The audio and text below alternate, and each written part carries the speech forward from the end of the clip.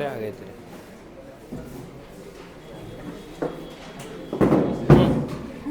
Next last class, अच्छा spermatogenesis है ना पीछे आज। Next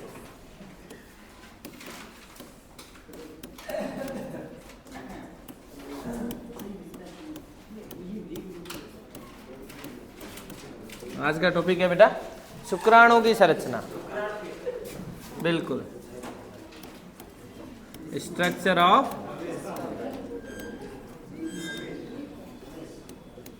sperm. Okay boys, structure of sperm की बात करें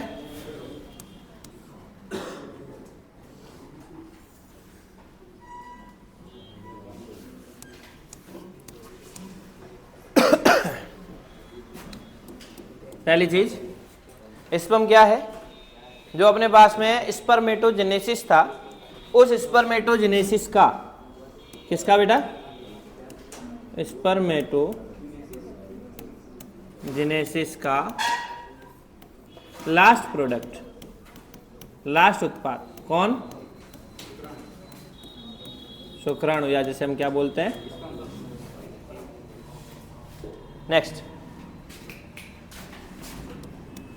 स्पर्म किससे बना था, हमने बोला था कि एक था स्पर्मेटोजेनेसिस, एक था स्पर्मियोजेनेसिस, एक था स्पर्मिएशन।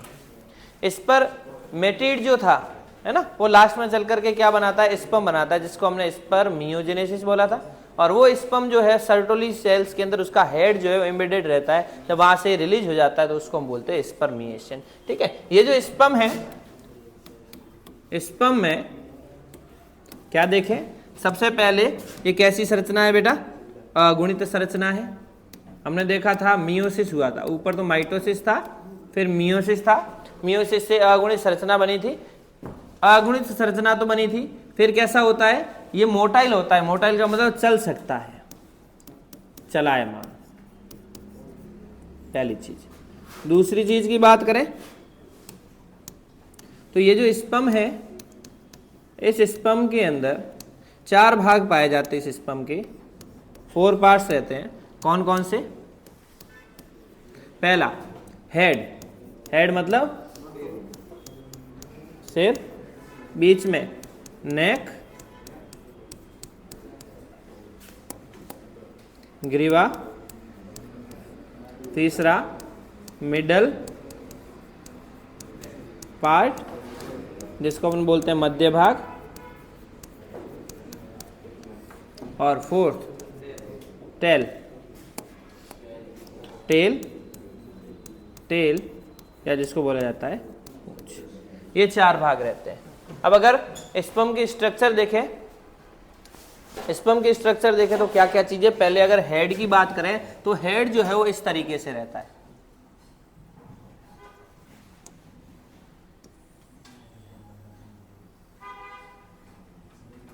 नीचे की तरफ इसमें खांच रहती है, इस तरीके से हेड रहता है।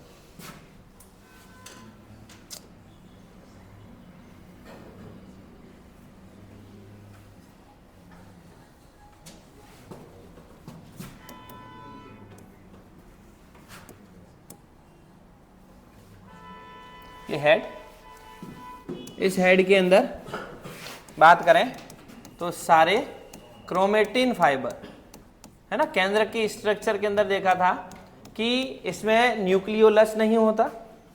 ठीक है, इसमें सिर्फ क्या होती है, क्रोमेटिन फाइबर। हम बात करेंगे केंद्रक की, किसकी, केंद्रक की और केंद्रिका की।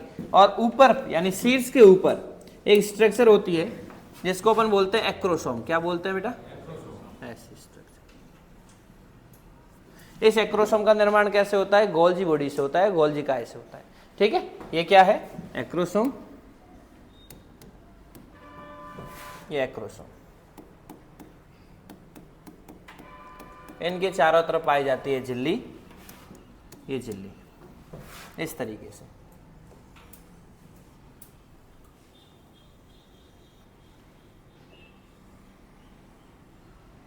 ये समझ में आई। तो ये है अपना हेड पोर्शन। यही हेड जो है वो जाकर के अंडे के अंदर, एग के अंदर एम्बेडेड होता है, धसता है। ठीक है, फिर ऊपर की तरफ लाइसिस प्रोसेस होती है, जिससे ये जो केंद्रक है, न्यूक्लियस है, वो कहाँ चला जाता है, एग के अंदर चला जाता है। दूसरा पोर्शन जिसको हम बोलते हैं, कौन सा पोर्शन, ग्रीवा वाला, ये ग्रीवा वाला पोर्शन, ये इस ग्रीवा वाले पोर्शन को मैं अलग हाईलाइट करता हूं इस तरीके से।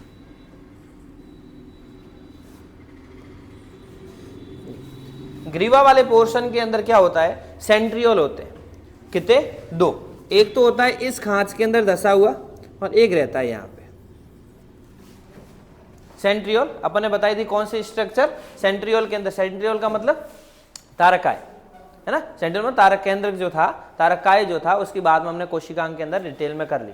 ओके, अब देखो इधर सेंट्रियोल, ये जो ऊपर वाला है, इस सेंट्रियोल को हम बोलते हैं प्रॉक्सिमल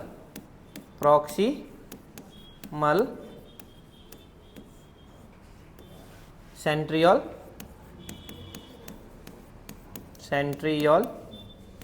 और ये वाला कौन सा, डिस्टल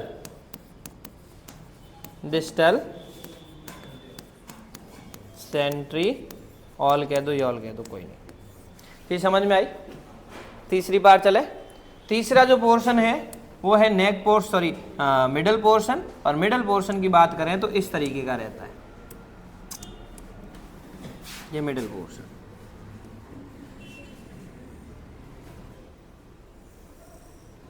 ये मिडल पोर्शन क्या करता है कि मिडल पोर्शन के अंदर, मध्य भाग के अंदर माइटोकॉन्ड्रिया पाए जाते हैं, जो एनर्जी का सोर्स रहते हैं। ठीक है, ये जो 2 सेंट्रियोल है, ऊपर वाला सेंट्रियोल तो किसका निर्माण करता है, इस स्लाइड को मैं इस तरीके से ले रहा हूं, इधर सरका रहा हूं पूरे,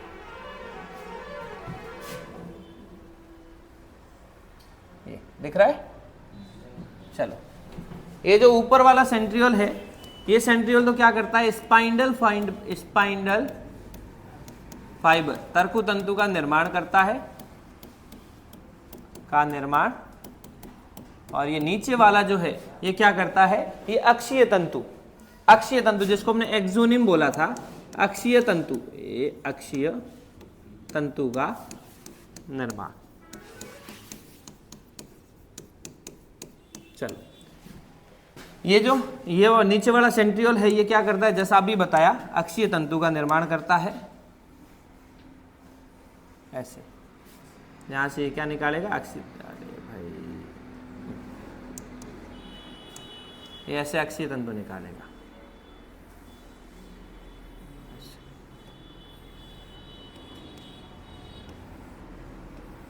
ऐसे अक्षीय तंतु निकालेगा। इन अक्षीय तंतुओं के चारों तरफ सर्पिलाकार रूप में कौन व्यवस्थित रहते हैं, माइटोकॉन्ड्रिया व्यवस्थित रहते हैं। कौन रहते हैं बेटा, इस लाइन को मैं थोड़ा आगे बढ़ाऊं,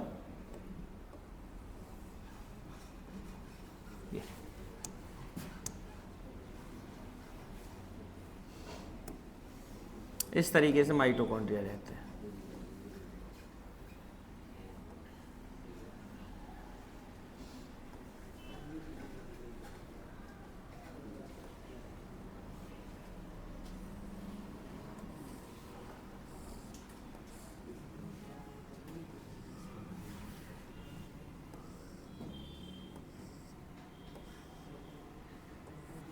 इस तरीके से जो है वो माइटोकॉन्ड्रिया रह जाते हैं।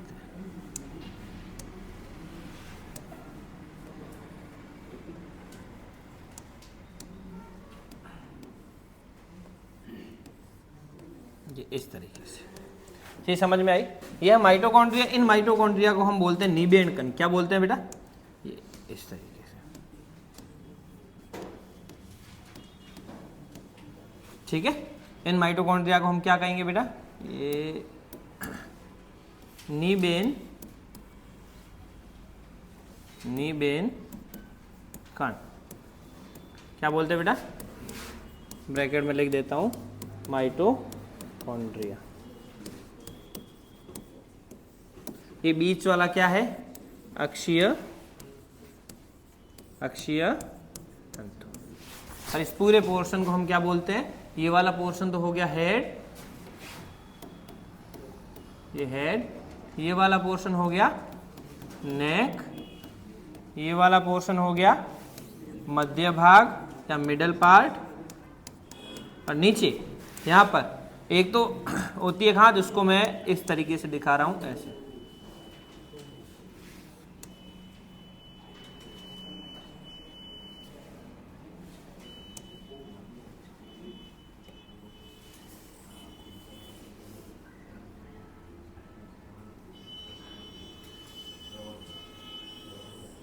इस तरीके से ये जो अक्षीय तंतु है वो इसी में चलते रहते हैं।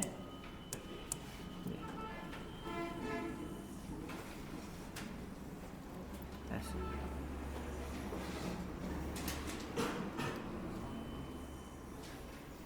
ठीक है, यहां पर एक रहती है प्लेट। अच्छा, ये उधर से ले लिया क्या मैंने? उधर से नहीं, या मैं यहां से लेना, ये तो मैंने नेमिंग की उधर से, यहां से।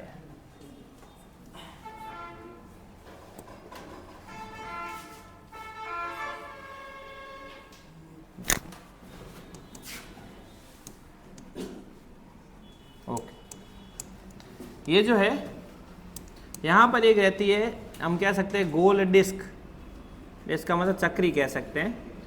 ये चक्री क्या करती है कि ऊपर से माइटोकॉन्ड्रिया पूंछ के अंदर ना आ जाए, टेल के अंदर ना आ जाए। ठीक है, तो ये वाला पोर्शन हो गया टेल।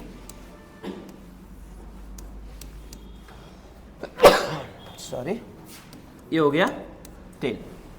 ये अपने पास में एक स्पम की स्ट्रक्चर, यही स्पम स्विम करता हुआ कहाँ जाता है बेटा? ये जाता है वजाइना से होता हुआ, सर्विक्स से होता हुआ, गर्भाशय से होता हुआ फैलोपियन ट्यूब में।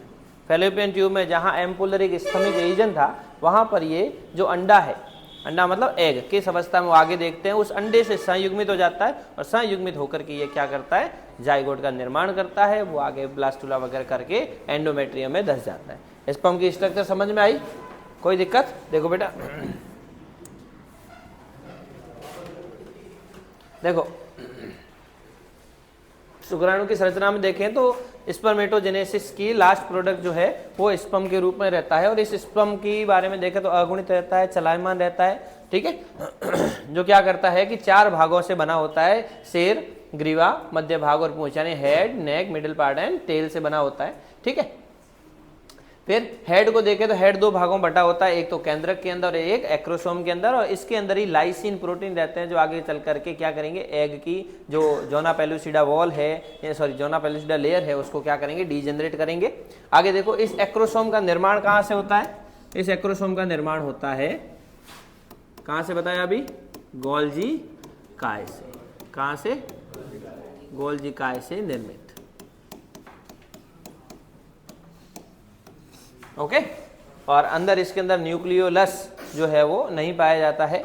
एक चीज रह गई, देख लेते हैं अभी, कि ये जो हेड है अपने पास में, इस हेड में यहाँ पर है ना एक और लेयर पाई जाती है। इसको ये ऐसे ना देख करके,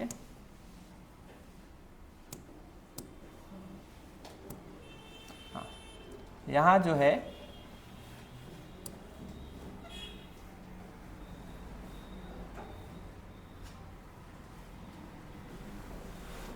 ये यहाँ पर एक और लेयर पाई जाती है।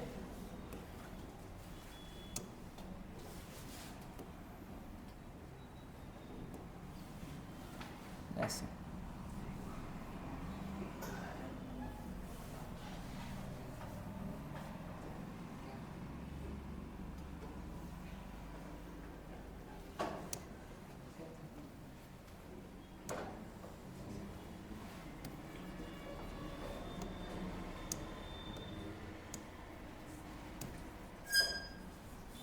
इस लेयर को बोलते हैं गैलिया। क्या बोलते हैं? रेखा, क्या कहते हैं बेटा इसको? गैलिया। इस तरीके से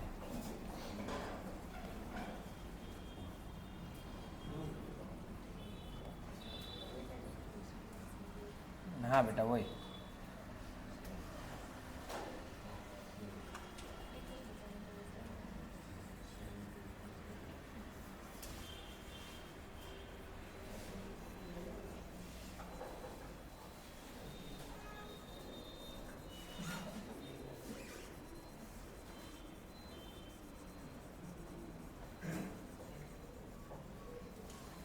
ये हो गई गैलिया। किसके जैसा? रेखा के जैसा। इसके नीचे यहाँ पर भी एक लेयर पाई जाती है जिसको अपन गैलिया ना कह करके क्या कहेंगे, ये ऐसे यहाँ से स्टार्ट होती है।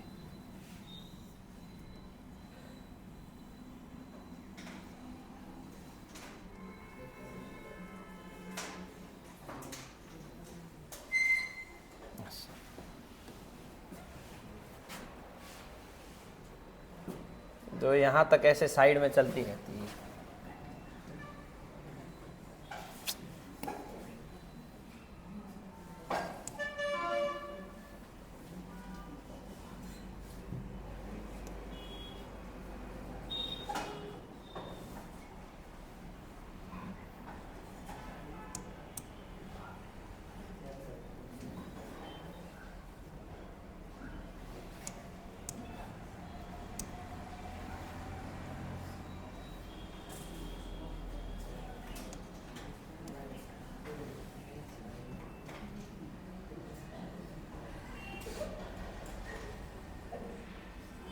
क्या हुआ भाई? ऐसे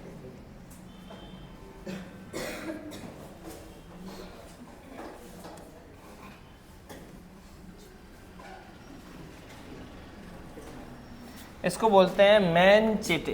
क्या बोलते हैं? गैलिया कहाँ लिखा? देखा, ये तो है गैलिया। ग्लिया भी बोलते हैं, और इसको बोलते हैं मैनचेटे। ऐसे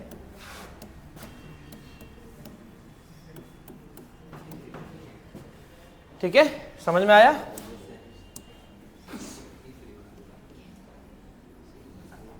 खिचड़ी बन गई? ऐसे खिचड़ी नहीं बनती, खिचड़ी खाने वाला या खाने वाली बनती है। क्यों गैलिया? सही है ना?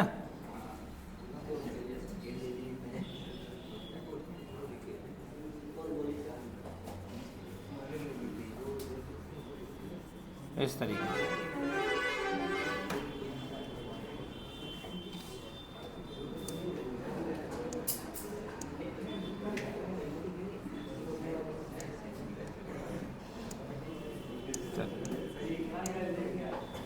अभी तो बताया ना तूने, इतनी देर कहाँ ध्यान दिया भाई?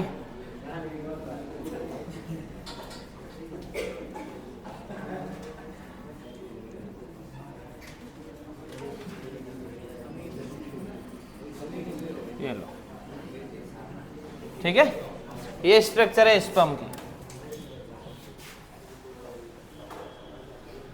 पहले ये लिख दो,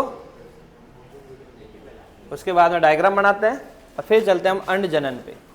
शुक्राणु जनन हुआ, शुक्राणु जनन से स्पर्म बन गया, अंड जनन से oogenesis से हम किसका निर्माण करेंगे? एग का निर्माण करेंगे, और उसके बाद में आ जाएगा फर्टिलाइजेशन। चलो बेटा इसको बनाओ।